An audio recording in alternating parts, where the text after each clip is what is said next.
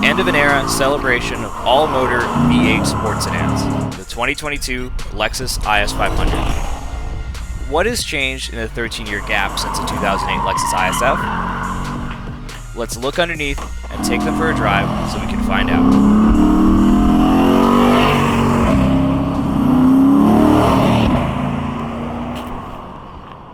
Alright guys, welcome to the Car Bibles tech segment. Pop your hood, whatever we're going to call it, I'm not sure. We have the same engine in each one, very slight revisions, very similar suspension concept in the front, a little different in the back. What's different? What's better? Is the new one worth it? We're going to find out when we look underneath. The ISF, this is a 2008 model. Once they introduced the RCF and GSF, they introduced the intake manifold and stuff that we see on the other car. But we see a lot of similarities. I'm just going to point out what's the same. These VVTi-E actuators, pretty much the same. Fuse boxes, all the same. Battery location, same. ABS pumps a little different on the new car. Generally, everything the same. I think even this coolant expansion tank is the same. Sometimes water pump leaking issues, but for the most part, extremely reliable, good engine. The IS 500 F Sport Performance. We have the engine cover off just to show you what's going on, but the engine cover actually says F Sport on it, which I think is a crime for this engine, honestly. This is a fully fledged F engine, no doubt about it. Some of the minor differences we see is they move the injector drivers over here so you get a better look at that really gorgeous intake manifold. Bit more power, bit more torque than the old motor, so they kind of made it rev out a bit better. But principal engineering is the same, and that car has lasted. That's all generally positive. There's nothing wrong with carrying over old technology that's very good. Looking at the new IS 500, it's mostly the same as the old ISF over there, except there's a couple key changes. So change the front brakes. These are now 4-piston instead of 6-piston compared to the old ISF, and now 2-piece rotors. Interesting choice here. They went with lug bolts. All aluminum, double wishbone suspension, super beefy, 27.5mm sway bar in the front. Mostly the same story, aluminum subframe, all that kind of stuff up here. It's a really minimal changes compared to the old car, probably just dampers and springs, that kind of thing. I'm not sure if it's going to come off yet because I've taken about 40 million screws off. Oh, this is dope. Immediately what jumps out to me is this thing right here.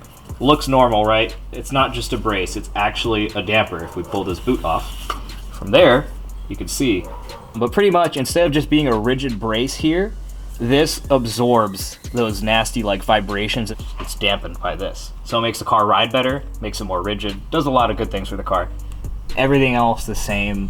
Power steering rack looks pretty similar, but it's gorgeously simple under here. You can just work on stuff. All this stuff here. No, this is great, guys. Looking at the diff and that kind of stuff. If we look in closer, it's the same cast iron old big pumpkin Toyota uses. Even the mounting system is the same. So there might even be a world where if you were crazy enough, you take this out, you could bolt it into an old ISF Torsen. You could do the same thing with like BRZs. Toyota uses like this same mounting system for all their diffs, which is interesting. But this has a fin cover in the back. This is a Torsen diff, not TVD, so that's something to consider, even though Torsens are perfectly fine. They separated the shock and spring, so you see it's a separate thing. Doesn't change performance, more about packaging. It's adding more trunk space, so the spring doesn't take up space up here. This toe link is now aluminum. The knuckle design is radically different. There's a lot of geometry changes, a lot of subtle stuff that changed. Brakes are different, single piston sliding. This is the old car, this is the ISF. This is actually kind of different, only in material choice.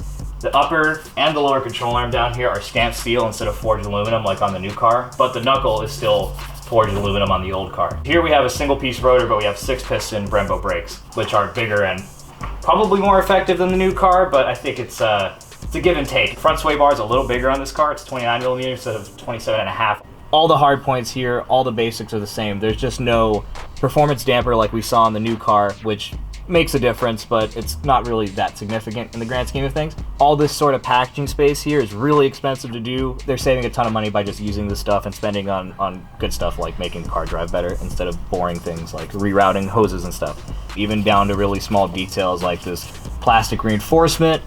Oil filter housing, oil cooler combo the same, steering rack externally looks the same, could be ratio changes. Biggest differences we could see are rear suspension, for sure. You see coil and damper are combined, not like the new car where they're separated. Sway bar mounting solution's a bit different, control arms are a bit different, everything's just a touch different materials. New car uses a lot of aluminum, this one uses a lot of stamped steel. This 2008 model has an open diff, but you could get a limited slip on these ISFs.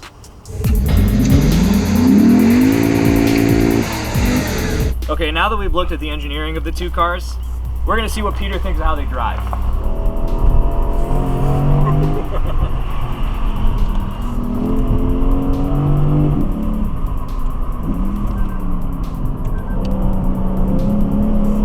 Behind the wheel, you really appreciate the IS500's Torsen limited slip differential, as the open diff ISF will just one wheel peel sometimes.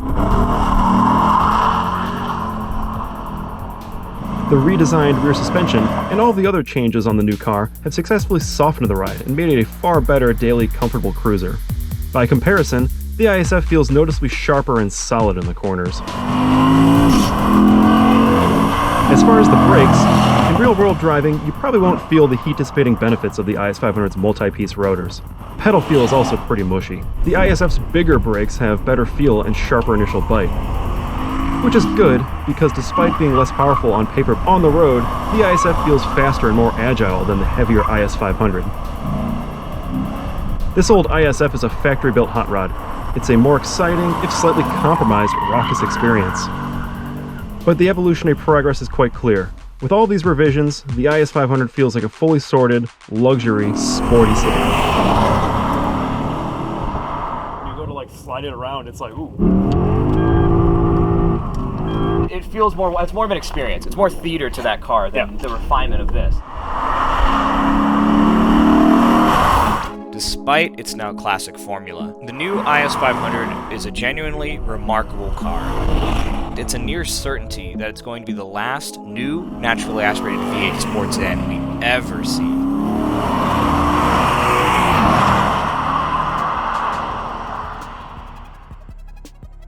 Why do wheel locks always just disappear?